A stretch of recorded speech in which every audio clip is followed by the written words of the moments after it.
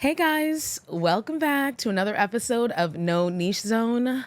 I'm your host, Priscilla Davies, and of course, this is the podcast about everything where we talk about all the sauce. Okay, you know what time it is.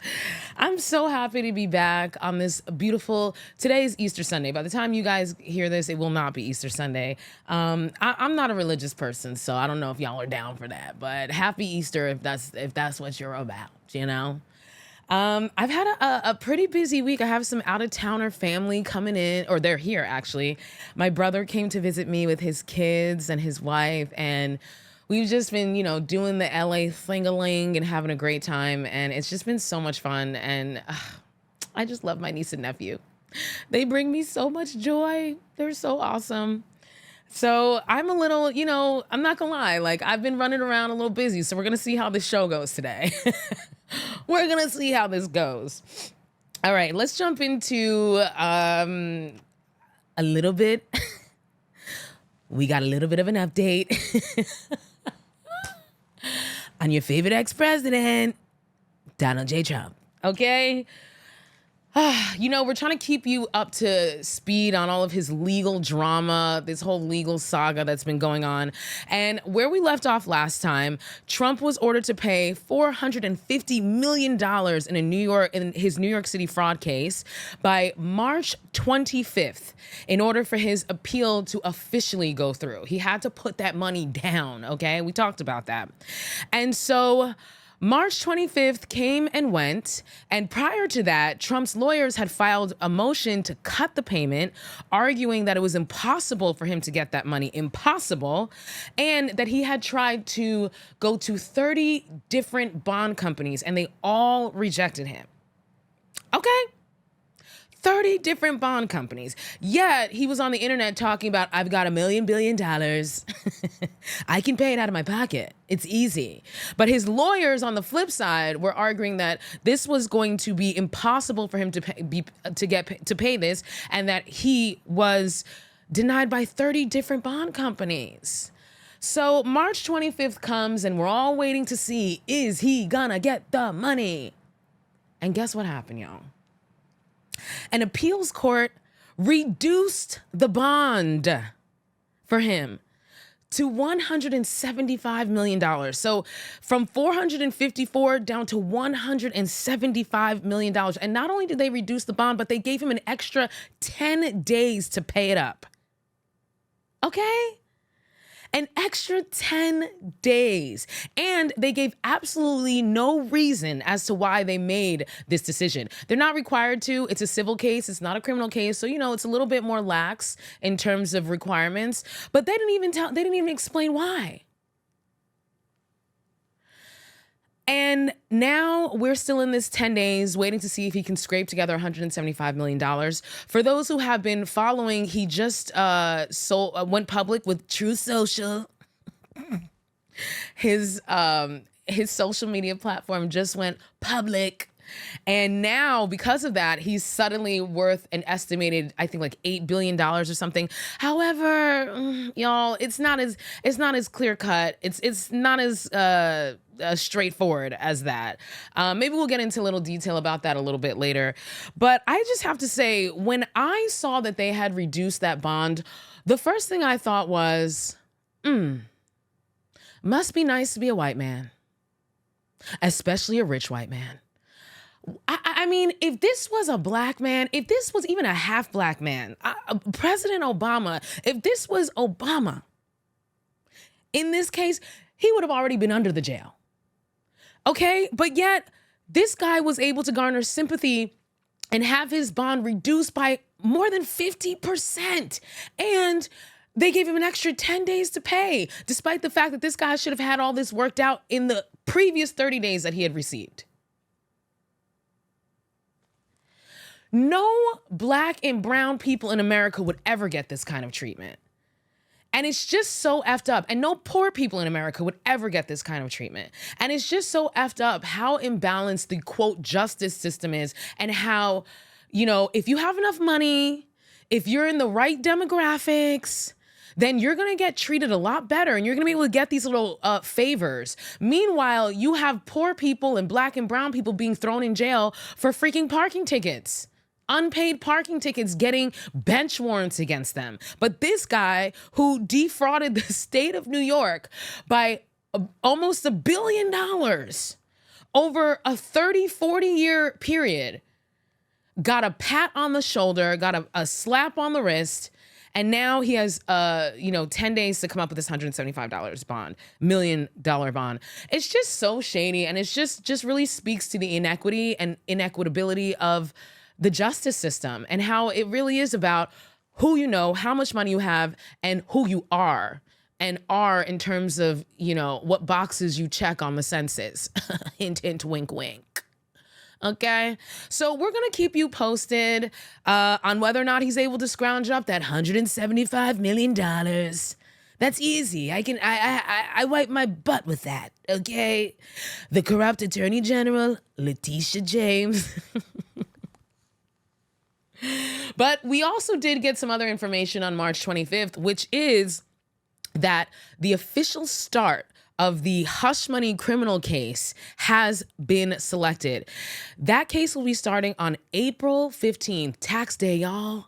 April 15th, that criminal case will be beginning. That's the first of Trump's 4 criminal cases that he has to go up against. And of course, this is the case that has to do with the adult actress Stormy Daniels. Now, a lot of people think that this is just a case of him paying her hush money to keep her mouth quiet, but it's deeper than that. It really goes into election fraud and him misappropriating his campaign funds and in order to quiet her so that she wouldn't go and expose him and affect his chances of getting elected. So that's why it's a little bit more complex than just a hush money thing. This is campaign finance fraud that he's really up against. And so that starts April 15th. So we shall see. We will likely get a verdict in this case before the election, which is what we're hoping for. And hopefully maybe some other cases might come down the docket.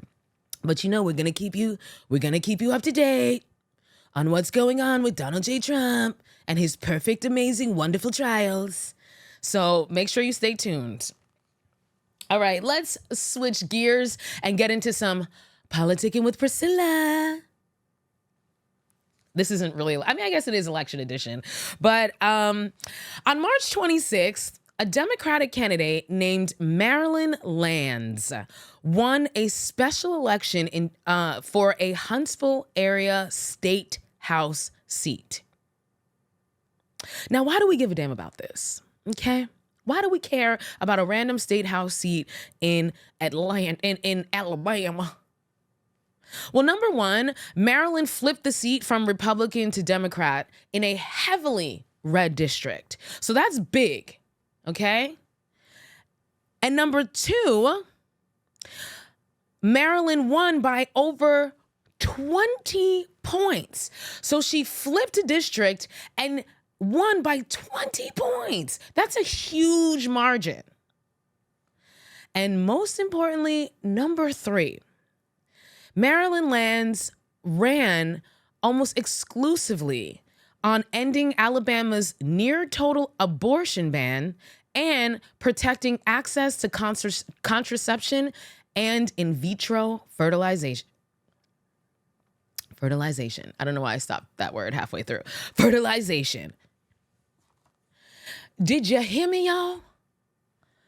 Marilyn Lands, a Democrat in Red Country, Alabama, ran almost exclusively on abortion, IVF, and access to contraception, and she won.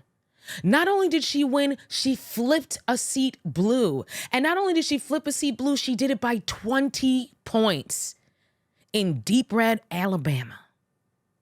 So for those who have been keeping abreast of what's been going on in Alabama, on February 16th, the Alabama Supreme Court declared that frozen embryos were children, which led to at least 3 clinics in Alabama halting IVF treatment.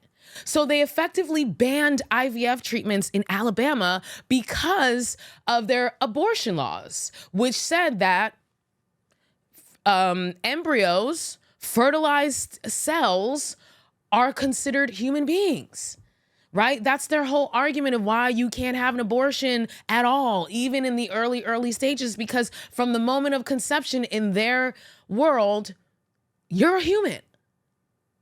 But what they didn't anticipate was how that was going to spin around and come and bite them in the motherfucking ass. Because if you're calling embryos humans, then how can you be freezing them for IVF treatments? Uh-oh, we got a conflict. We got a conflict, folks. And so basically, Republicans have been scrambling to try to walk this back now, because they put the Alabama Supreme Court in a position where they had no choice but to vote down IVF. Because going on Alabama state law, a clump of cells is a human being. So now Republicans in Congress are they're scrambling to walk this back. They're like, no, we support IVF treatments. And, people started losing their minds, which they should. Because they took it too far. And that's, I guess the old slippery slope argument, right? Well, now we saw the slippery slope in full effect. Now women can't get IVF treatments in Alabama. So if you're in Alabama and you're struggling to conceive, sorry to you. Oh, well, you're going to have to go across state lines. And I don't know, maybe their laws don't even allow for that. So because of that, when Marilyn Lands came in and ran exclusively on abortion, exclusively on IVF and contraception, she won, flipped it by 20 freaking points. And this follows the greater trend that we've been talking about on this podcast, but that's been happening in the country in general, that abortion rights are a winning ticket. When Roe v. Wade got flipped, got canceled, Republicans thought it was a big win, but it really wasn't. Because it's easy to fight against the possibility of something happening. But when it actually happens, is it really a win? Is it really a win for Republicans? No. And we've seen that trend happening across the country, where state after state is going in and enshrining abortion rights into their constitution, into their laws. And it's not just blue states. A lot of red states have done this. Abortion laws have won every single time post Roe v. Wade. We've talked about some of them on this podcast. Go look some of them up. Research them. Abortion is a winning ticket for Democrats because people don't want the government getting in between their decisions with them, their family, and their doctors. They don't want the government telling them whether or not they can and can't have an abortion. So the Republicans screwed themselves. They were fighting for this for all these years. And now that they finally got it, they're receiving all of this backlash. And the tide is turning. We're seeing the blue wave starting. So it's important for Democrats to really stick to this issue during this election in 2024, and not to shy away from it, and to add in contraception, because they're coming for your contraception too. Listen, women, they want you to be a breeding cow. You know that, right? That's what Republicans want. They want you barefoot and pregnant in the kitchen, and always pregnant. You know why? Because pregnant women can't run as fast as non-pregnant women can. Okay? They want you vulnerable. They want you at their mercy. And they want you pumping out workers for their factories and workers for their companies and soldiers to fight their wars. That's why they want you pregnant. That's why they're walking back all of this. Roe v. Wade, contraception, IVF, also no-fault divorce. I mean, that's one that trips me up the most. The no-fault divorce. How is the government going to tell you whether or not you can and can't divorce somebody? Who the fuck are you? Last episode, we talked about women taking our power back, but we also as citizens, period, need to take our goddamn power back. How dare government officials think they can tell people, you mean to tell me I gotta go talk to a judge and ask a judge whether or not I can break up with somebody? When you really think about these things, it really speaks to the fact that we are under a crazy control system. That in 2024, we're even talking about walking back no-fault divorce. The fact that we even had to create no-fault divorce in the first place. Why can't you just quit a marriage when you're tired of it? We know why. We know why. And we talked about that a bazillion times on this podcast, and we'll continue talking about it. So basically, Republicans have screwed themselves by getting exactly what they wanted. And now they're seeing the consequences. And so I think it's very important for Democrats, do not let this go. Democrats were already starting to talk about, oh, they're already having abortion fatigue. No, we're not. No, we are not. Do not let this go. This needs to be one of the primary arguments in the election for Democrats. Your IVF is on the line. Your contraception is on the line. Your no-fault divorce is on the line. Your abortion is on the line. And if you don't want to live in a world where government officials and judges and get to tell you who you need to stay with, who you need to be with, when you can break up, when you can't break up, when you can have a baby, when you can't have a baby, if you're allowed to protect yourself during sex or not, like, this is wild. So I want Democrats to really hone in on this and double down on this, because we are seeing the results across the nation.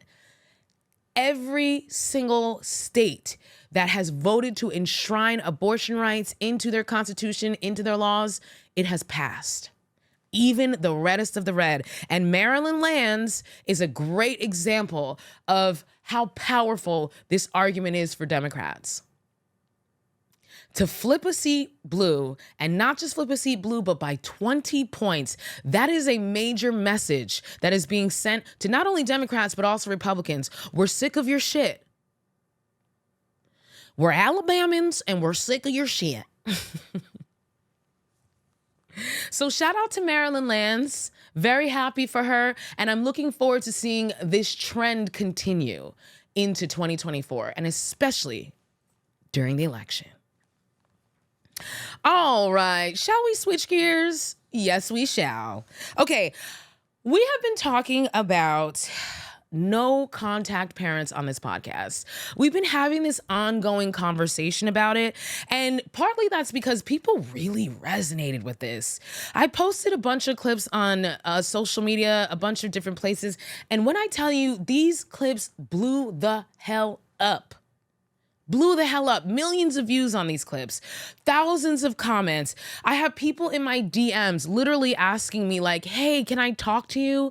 I went no contact with my mom, and I need to, hey, can I talk to you? My daughter's not talking to me and I can't figure out what. People are really in my DMs asking me questions. And I'm like, you know what? I want to continue this conversation and try to answer some of these questions and try to talk about this a little bit more, because this is a really important topic. And I didn't realize how important it was until I started talking about it. A lot of people are resonating with this on both sides, from the parent side and from the children's side. So I wanted to focus on 3 different comments that I received that I really wanted to address. I didn't have time to, so I'm going to address them right here. All right. So the first one, previously, I had said on this podcast that Gen X and Boomer parents, the number one thing that is preventing you from reconciling with your low and no contact children is your pride.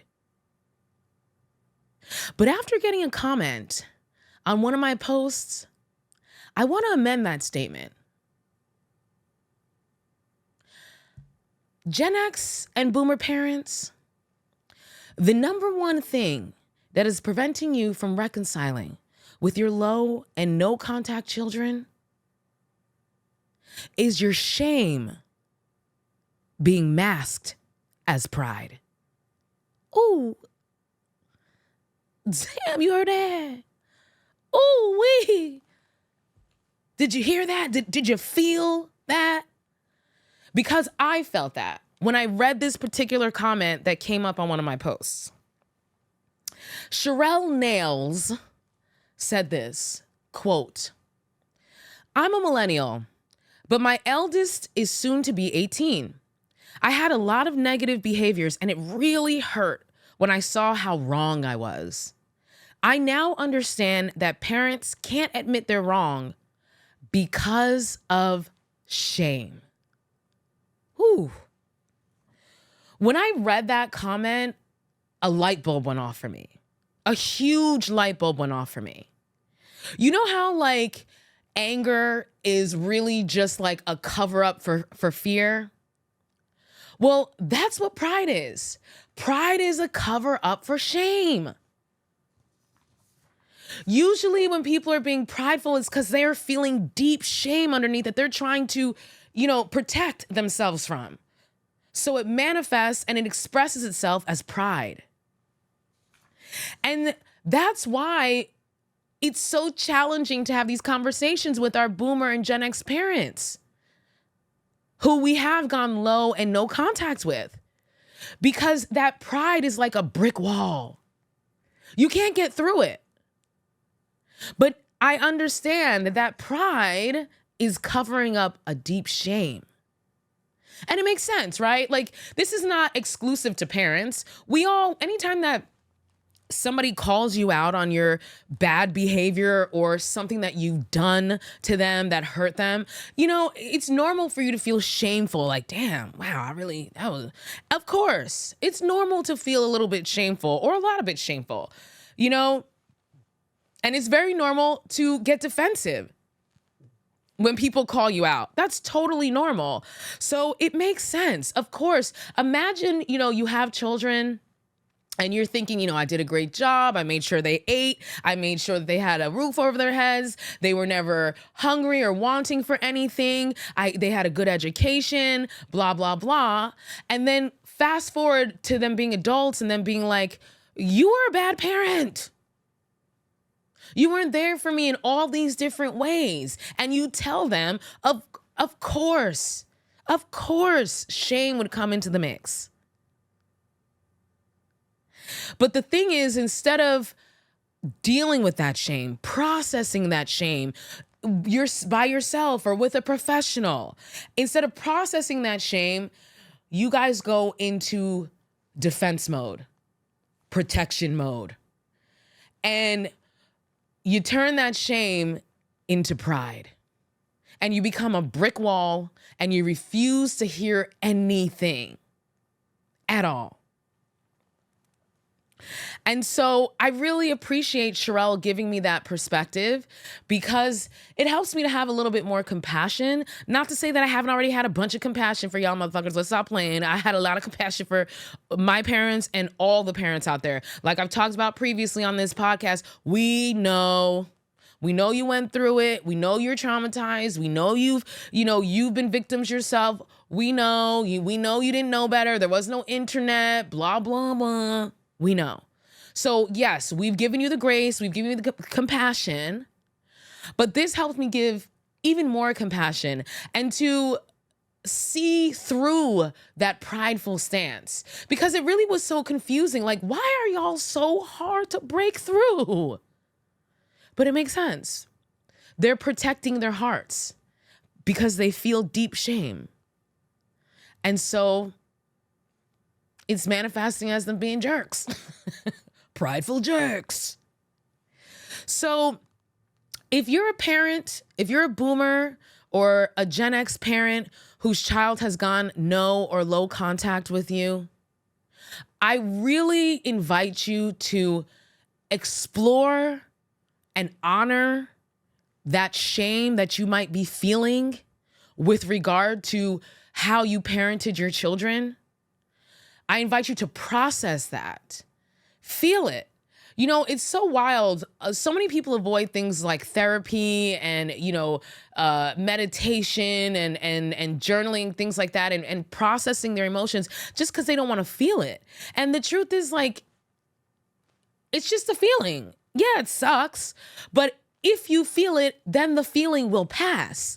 The reason why you're still being bogged down by this is because you haven't given the feeling an opportunity to express itself. You're trying to lock it down.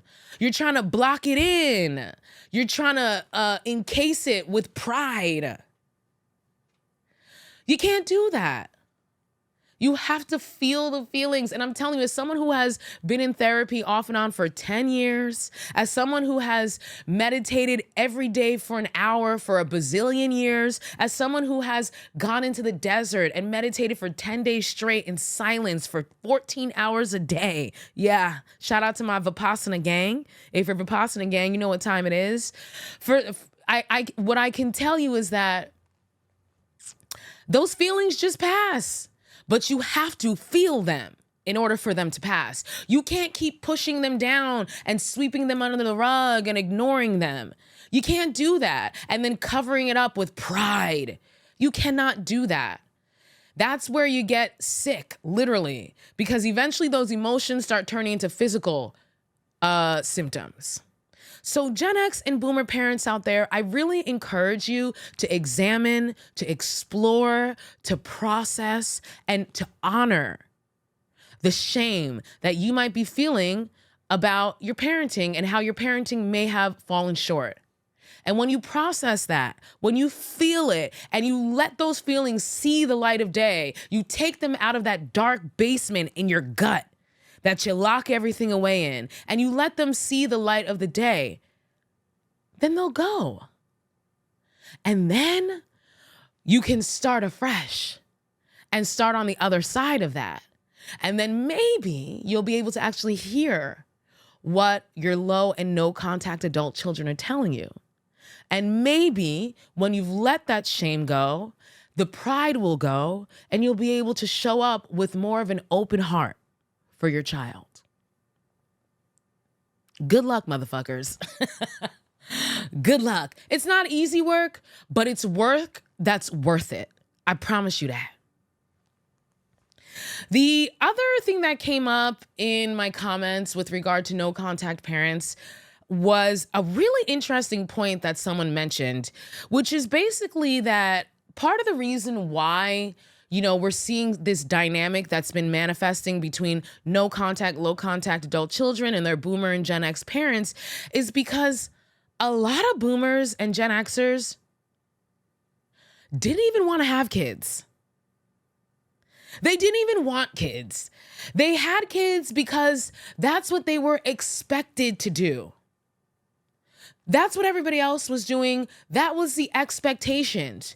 You just have kids because that's what you're supposed to do when you get to a certain age. And it's true. And I think that's a discussion that we need to have. A lot of y'all mother suckers did not want children, and it showed in how you raised us. A lot of y'all were pressured into having children, trying to keep up with the Joneses. There was a TikToker who responded to someone asking, why are parents like this? Like, why are they acting like this? Speaking about Gen X and Boomer parents. And this woman was a Gen Xer. I couldn't find it. This was so long ago that I saw this. But basically, she replied with an anecdote from her own life. And she said this. I'm paraphrasing, of course. She was like, when I was, when it was like the 80s and the 90s, she's Gen X, when I was a young adult and I was out here struggling, right? She's like, I was struggling and I'm complaining to people, et cetera, et cetera. And this was the advice that I got. Just have a kid. Just have a kid. And then you can apply for welfare and apply for government programs and you're good to go. And she was like, this was the common advice that I received. And of course, this is specific to her and her situation, her circle. But she said that so many people in her circle, so many people that she knew, Gen Xers, had children for this reason. Because they were struggling and they needed to get out of the struggle with a little bit of government assistance. So of course, when they had their children and raised them, of course they weren't raising them right. They didn't have them because they wanted to. They had them because they were using them to get out of poverty. And again, of course, this is her experience, but I'm sure there's plenty of Gen Xers who can identify with this. And we talked about this previously on the podcast when I asked the question, if we take away all of the patriarchal programming, if we take away all of the societal pressure on people to couple up, on women to get married, on women to settle down and have children, if we took away all of that societal pressure and all of the patriarchal conditioning and programming, would people be so eager to jump into relationships, to jump into marriages, to jump into parenthood? Would they? Because I'm pretty sure the answer is a big fat no. If people weren't getting judged for being single, if they weren't getting judged for not having kids, do you think they'd be rushing to do it the way they do now, the way we've been doing for decades, generations? Of course not. And the pressure was so much heavier on older generations, Gen Xers and Boomers. So a lot of our parents had us for all the wrong reasons, which is why we had so many struggles growing up with them, because that manifested in their parenting. And I think this is a really important conversation to have, especially for future generations. You need to really want children if you're having children. You have to really want it, not just because you're trying to keep up with your friends. All your friends are getting pregnant. I guess I should get pregnant. And let me tell you, as a millennial, even my people, okay, trust me, I've been privy to these conversations of my friends and other acquaintances, women, feeling like, well, so-and-so had a kid, I guess I need to have a kid. Oh, so the pressure is still real in 2024. So it's something to think about, because especially millennials and older Gen Z who are thinking about having children, who are having children, make sure you're doing it for the right reasons, because you don't want to be in the same position as Gen Xers and Boomers are today.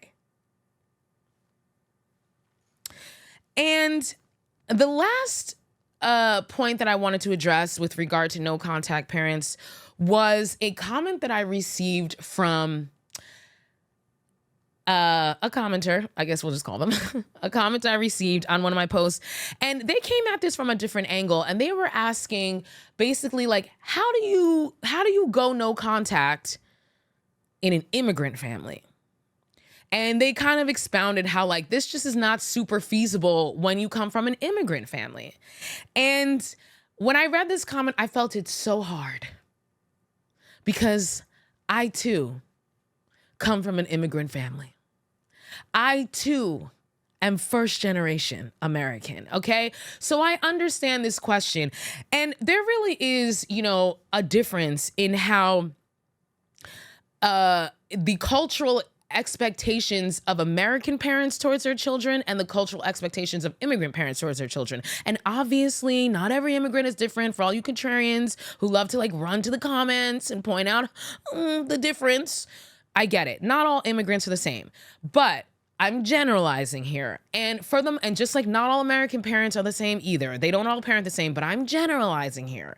And I'm just saying that there are differences in expectations. And one of those differences are that American parents are more comfortable with allowing their children a certain level of autonomy than immigrant parents are. Immigrant parents are overbearing. They don't let you do anything. They're strict as hell. You can't go anywhere. You can't get it. Like, it's very much a cultural thing with them. Whereas American parents trust their kids a little bit more. They let them go out and do their thing within reason, usually, And so that difference really manifests because as a child, I remember like talking to my American friends. And of course, there's differences in American families too, because there's a difference between black families and non-black families, because black Americans be knowing, even though they still have, a little bit more freedom with their parents than immigrant children do.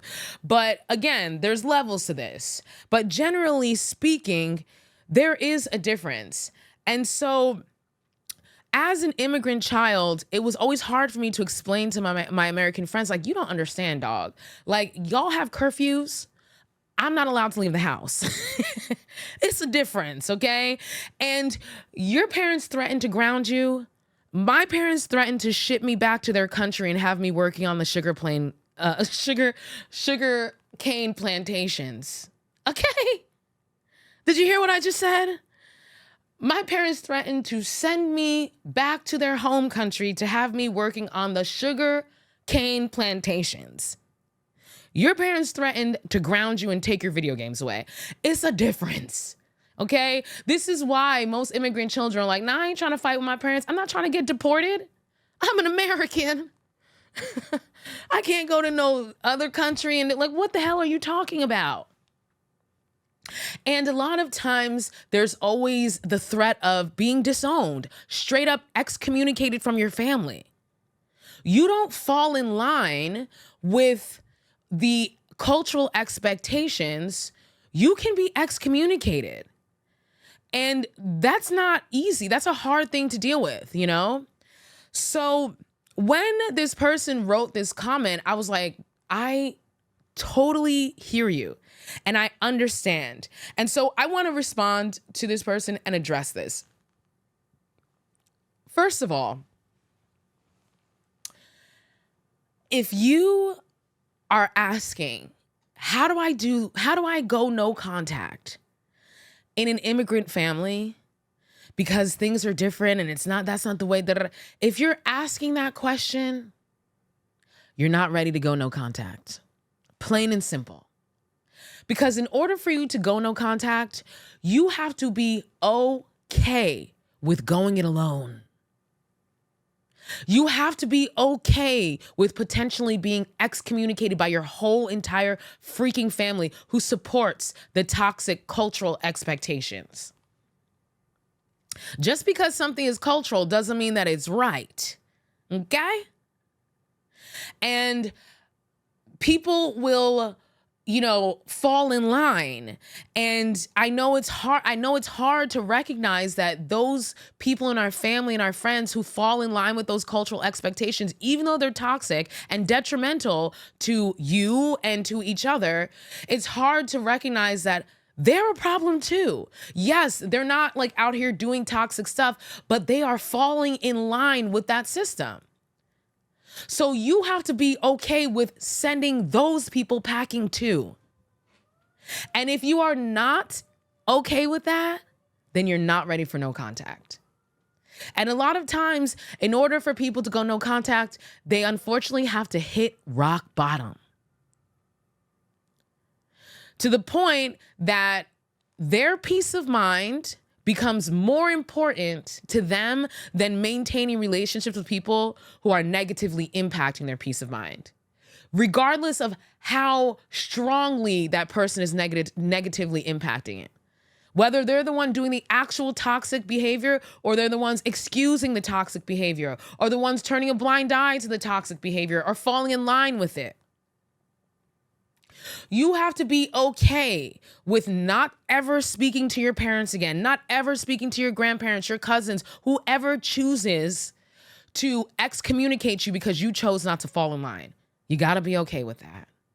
So what I would encourage you, my immigrant follower, my fellow immigrant, child of immigrants, what I would encourage you to do is, you just have to ride the wave. And get to the point that you are ready to choose yourself and your peace of mind over these relationships. And to remember that when you do that, then you make space for new relationships to come in and the type of relationships that really will hold you up and support you and have your back and not try to force you into a box that makes them feel comfortable at your expense. So you got a lot of work to do. You have a little bit of work to do. I would encourage you to do a little bit of therapy. I would encourage you to read some self-help books and to to go within and get quiet with yourself. And also not to hate on yourself if you can't. If you still are attached to your family members and that's okay too. That's okay too. But you're going to have to deal with the bullshit. So good luck to you, my immigrant fam. And report back. All right, y'all. Let's switch gears. We've been talking about P. Diddy and what's been going on with him. And we have a new update on P. Diddy. On March 25th, P. Diddy's LA and Miami homes were raided by federal agents with Homeland Security investigators and other law enforcement. Officials said the searches were connected to an investigation by federal authorities in New York. So we've been keeping an eye on this. Diddy has been sued about 4 to 5 times. I don't recall, look it up. But Diddy has so far been sued a bunch of times in New York under the New York Adult Survivors Act. And there's another act that is currently active that he has also been sued under. I can't recall the name of that. But he was sued famously first by Cassie, the singer, for sex trafficking, abuse, sexual assault, et cetera, et cetera. So she was the first. Then a bunch of people came out of the woodwork and started, claiming their lawsuits against him. And we talked about this is the beginning of the downfall of Diddy. Well, on March 25th, P. Diddy's LA and Miami homes were raided. And it's interesting because if you remember when we talked about this previously on the podcast, I mentioned the YouTube psychic medium Sloan Bella. Remember? And how she predicted almost to the day that Diddy was going to get that lawsuit from Cassie. She predicted his downfall almost to the day. And I don't know if you remember, but she also predicted more. And guess what, y'all? Her predictions came true again. Let's see what she said.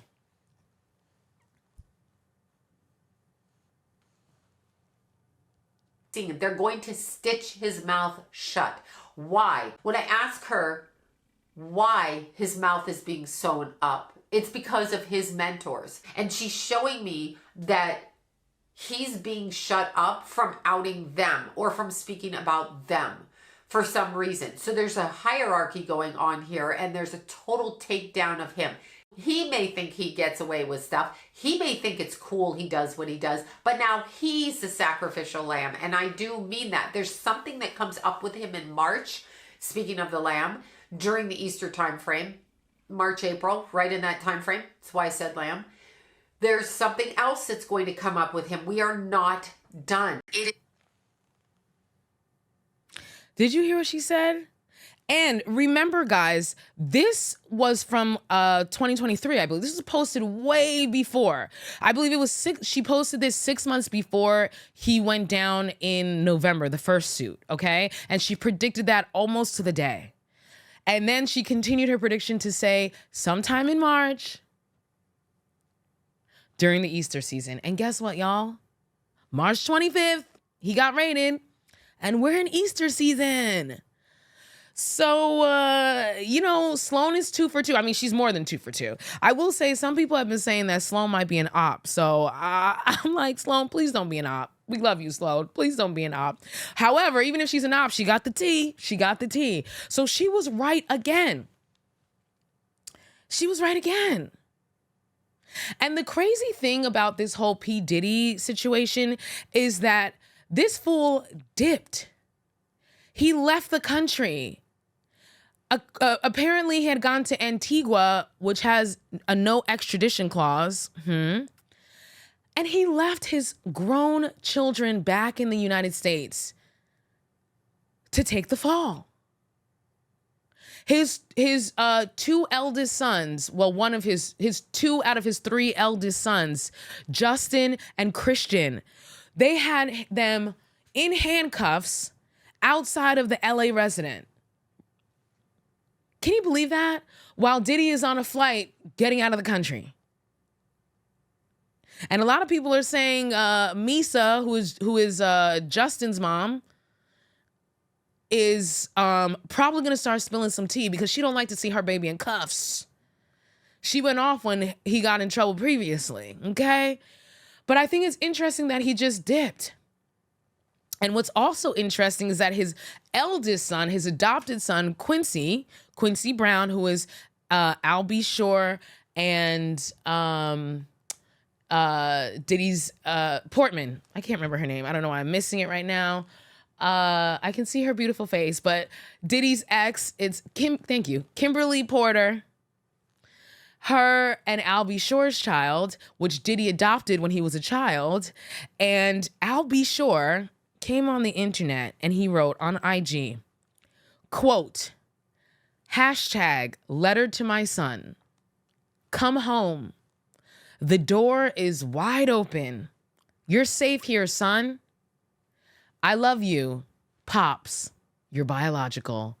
End quote. Al B. Shore said, get away from that weird man and come back home. Come back to your biological daddy. And that whole situation is an interesting situation too, because, you know, Kim Porter was dating Al B. Shore and Diddy. They were all mixed in together over with Andre Harrell at Bad Boy Records. And then like the whole Al B. Shore ending up in a coma, which allegedly Diddy had something to do with. And then like Diddy adopting his child. Like it is twisted and weird. And I'm looking forward to finding out the real deal Holyfield. Okay. But as for now, here's what we know. Diddy's home has been raided on March 25th. And of course, you know we're going to keep you posted on the downfall of Diddy. Also, Sloan's been calling out other people too. Jay-Z, Usher, and a few others. She been talking about them too. Bieber. Yeah. So we'll be keeping you posted on that. All right. I wanted to close out on a quick little story about the DOJ, the Department of Justice.